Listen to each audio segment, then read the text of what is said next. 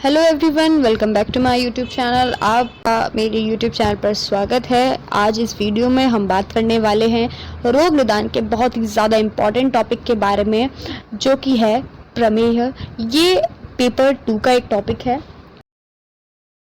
तो आज इस वीडियो में हम इसके बारे में जो बेसिक चीज़ें हैं, प्रमेय का जो निदान है, निरुक्ति है, संप्राप्ति है, लक्षण, पूर्व रूप और जो इसके भेद हैं, इन सब के बारे में आज इस वीडियो में हम देखेंगे। वीडियो शुरू करने से पहले अगर आप इस चैनल पर न्यू हैं, अगर आपने चैनल को सब्सक्राइब नहीं किया है, देन चैनल को सब्सक्राइब करें और बेल आइकन को प्रेस करें, जिससे आने वाली वीडियोस के नोटिफिकेशन आपको मिलते रहें। प्रमेह रोग, प्रमेह को क्या है, डायबिटीज़ कहा गया है। मॉडर्न में हम इसको कोरिलेट करना चाहें तो हम डायबिटीज़ से करते हैं। प्रमेह तो आचार्यों ने अपने अपने मतानुसार इसका वर्णन किया है। आचार्य माधव निदान ने एक परिभाषा के रूप में बताया है, प्रकर्षेण प्रभूतम मूत्र त्यागम करोति यस्मिन रोगे सा प्रमेह, यानी बार बार प्रभूत मात्रा में यानी ज़्यादा मात्रा में क्या होना, मूत्र त्याग होना, दैट इज उसको किसकी संज्ञा दी गई है, प्रमेह की संज्ञा दी गई है। ठीक है, उसके बाद हम बात करते हैं इसका कहाँ कहाँ वर्णन किया गया है प्रमेह रोग का। ये बेसिक हमें इम्पॉर्टेंट इस वजह से है क्योंकि ये हमें याद होना चाहिए कि प्रमेह का कहाँ कहाँ वर्णन किया गया है, किस आचार्य ने किया है। तो आचार्य चरक ने 3 जगह प्रमेह का वर्णन किया है। चरक संहिता सूत्र स्थान 17 चैप्टर में, चरक संहिता निदान स्थान 4th चैप्टर में और चरक संहिता चिकित्सा स्थान यानी 6th चैप्टर में। उसके बाद सुश्रुत संहिता में निदान स्थान में इसका वर्णन किया गया है, वो भी कहाँ पर, चैप्टर 6 में, और चिकित्सा स्थान में चैप्टर 11, 12 और 13 में किया गया है। माधव निदान ने प्रमेह रोग का 33 चैप्टर में इसका जो है डिस्क्रिप्शन किया है। प्रमेह के कुछ पर्याय हैं जो कि हमें आने चाहिए। प्रमेह का मतलब है बहुमूत्रता यानी एक्सेसिव यूरिनेशन, मूत्रदोष, मेह, प्रमीड़ा आदि इनको कहा जाता है। इनके नामों से इन्हें भी पहचाना जा सकता है। ठीक है, उसके बाद हम बात करते हैं मोस्ट इम्पॉर्टेंट थिंग जो कि है निदान। प्रमेह के निदान क्या है, कॉज क्या है। अकॉर्डिंग टू आयुर्वेद निदान को ही कॉज कहा जाता है। तो हम देखते हैं आचार्य चरक चिकित्सा में वर्णन एक श्लोक के द्वारा हम निदान को समझते हैं। निदान में कहा गया है, आस्य सुखम स्वप्न सुखम ददीनी ग्राम्य औदक आनुपरसा पयांसी नवान्नपानम गुणवैकृतम चा प्रमेय हेतु कफ क्लच सर्वम। यानी आस्य सुखम यानी आराम से एक अच्छी जगह से बैठना जहाँ पर हमेशा बैठे रहना या फिर लेटे रहना, कोई भी आसन पर आराम से बैठे रहना या फिर लेटे रहना। स्वप्न सुखम यानी सुखपूर्वक सोते रहना। ददीनी यानी दही का अधिकांश सेवन करना। ग्राम्य यानी ग्राम के जो जल का तथा जलेचर आदि आनु पशु पक्षियों के मांस रस का अधिकतर सेवन करना, यानी ग्राम्य औदत आनुप रसा पयांसी। नव अन्नपानम यानी नए अन्नपान को खाना। गुड़ वैकृतम यानी जो गुड़ है, ठीक है, या चीनी है, इनकी बनी बार बार मिठाइयाँ खाना। या फिर ये सारी क्या है, ये मोस्ट इम्पॉर्टेंट कॉज हैं जो चरक जी ने बताए हैं कि इन कॉजेस के कारण क्या होता है, प्रमेह रोग होता है।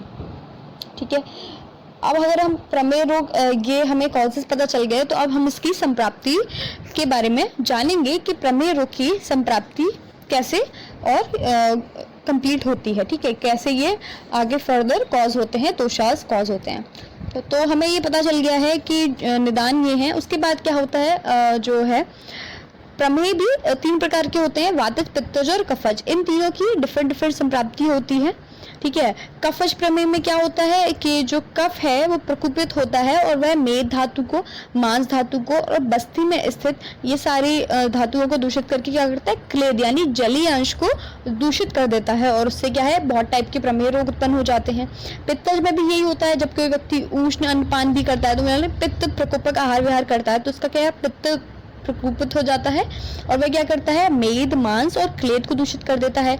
ठीक है, तो वह पित्तज प्रमेय उत्पन्न करता है। देन उसके बाद अगर हम बात करें वातज प्रमेय की, तो वातज भी क्या है, कफ और पित्त ये दोनों ही दोष जब वायु की अपेक्षा से क्षीण रहते हैं, यानी वायु बढ़ जाती है, तो इस कारण क्या होता है, जो वसा है, मज्जा है, ओज है, ये आदि धातुएं मूत्राशय में जाकर ले जाता है वात, और इनसे क्या है, वातज प्रमेय भी कॉज करता है।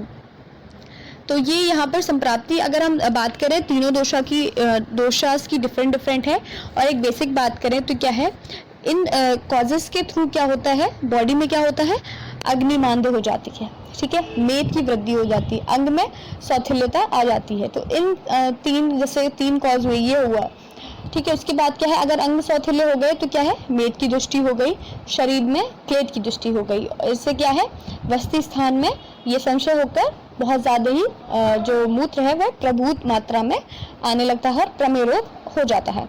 उसके बाद अगर मंद अग्नि हुई है, तो मंद अग्नि होती है तो उसके बाद क्या होता है, आम रस का निर्माण होता है, और आम रस के निर्माण से क्या होता है, वात का प्रकोप होता है, यानी मार्ग आवरण होता है, और जिससे क्या है, वायु प्रकोपित होती है और ओज की दृष्टि होती है, जिससे प्रमेय रोग कॉज होता है। देन उसके बाद क्या है, थर्ड है जो कि मेद वृद्धि। जब हम कफ प्रकोपक निदानों के सेवन करते हैं तो हमारी बॉडी में क्या होता है, मेद की वृद्धि होती है, और जब मेद वृद्ध होता है तो मार्ग अवरोध ऑब्वियसली होता ही है। देन उसके बाद भी क्या है, वात का प्रकोप होता है, और देन प्रमेय रोग कॉज होता है।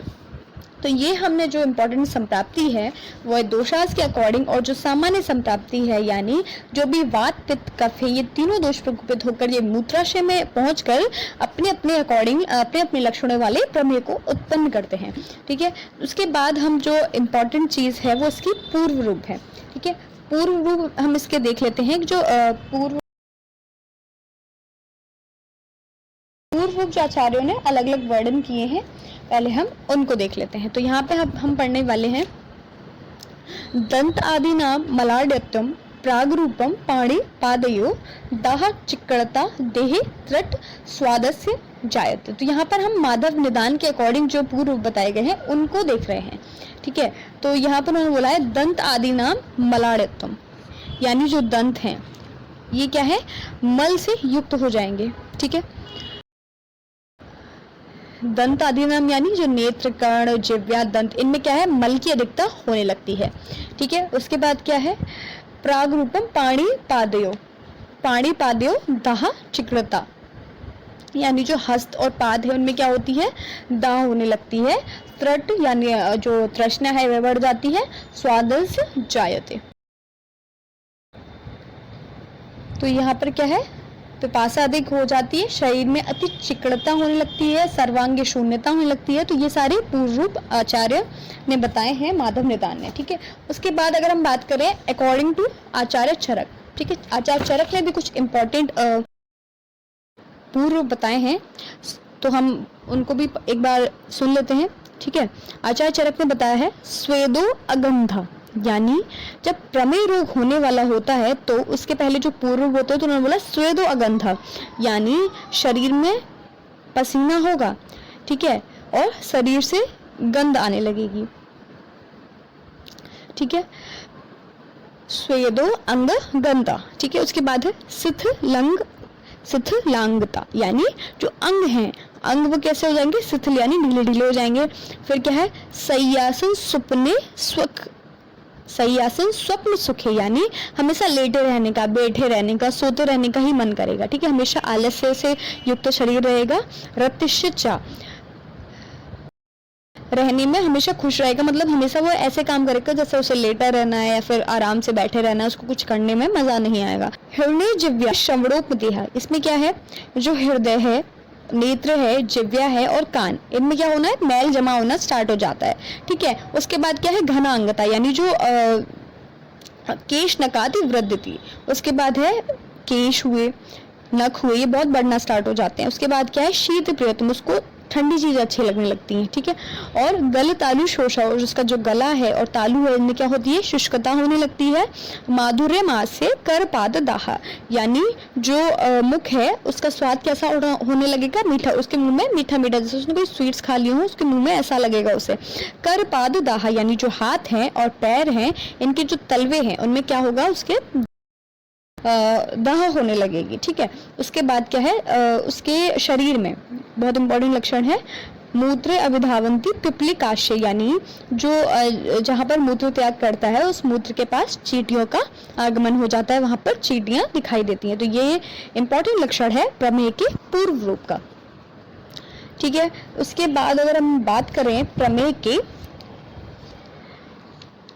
के हम लक्षण की बात करें तो सामान्य लक्षणम तेषाम प्रभूत आविल मूत्रता, जो प्रभूत आविल मूत्रता यानी जो मूत्र है वह गंदला मूत्र त्याग करेगा और ज्यादा मात्रा में त्याग करेगा। उसके बाद जो प्रमेय के दोष दूषे हैं वो बहुत इंपॉर्टेंट है, ये क्वेश्चन पूछा जाता है कि जो प्रमेय के दोष दूषे हैं वे क्या हैं। तो दोष 3 दोष यानी वात पित्त कफ और दूष्य। दूष्य हमारे 10 होते हैं, ये हमें याद रखना है। मेद रक्त शुक्र वशा लसिका मांस मज्जा रस अंबु ओजा। अब हम बात करते हैं प्रमेय के भेद के बारे में, ठीक है। प्रमेय के जो भेद हैं वह कफज, पित्तज और वातज में डिवाइडेड हैं। कफज में 10 आते हैं, पित्तज में 6 एंड वातज में 4। कफज के हैं उन्हें हमें याद रखना है। ओदक वह इक्षुवालिका में है, सांद्र में, सांद्र प्रसाद में, शुक्ल में, शुक्र में, शीत में, शिक्ता में, शन्य में, आलाल में। पित्तज में क्या है, क्षार, काल, नील, लोहित, मंजिष्ठा, हरिद्र में है। और वातज में है वसा में, मज्जा में, हस्ती में और मधु में। तो ये प्रमेय के टाइप्स हैं जो कि बहुत इंपॉर्टेंट है, हमेशा इनसे क्वेश्चन पूछा जाता है। तो आज इस वीडियो में जो हमने डिस्कस किया है वह निरुक्ति, परिभाषा, निदान, संप्राप्ति आदि के बारे में डिस्कस किया है। आई होप ये वीडियो आप सभी के लिए हेल्पफुल रहे। एंड अगर आपने चैनल को सब्सक्राइब नहीं किया है तो चैनल को सब्सक्राइब करें और वीडियो को ज़्यादा से ज़्यादा शेयर करें और अपने डाउट्स को कमेंट सेक्शन में ज़रूर बताएं।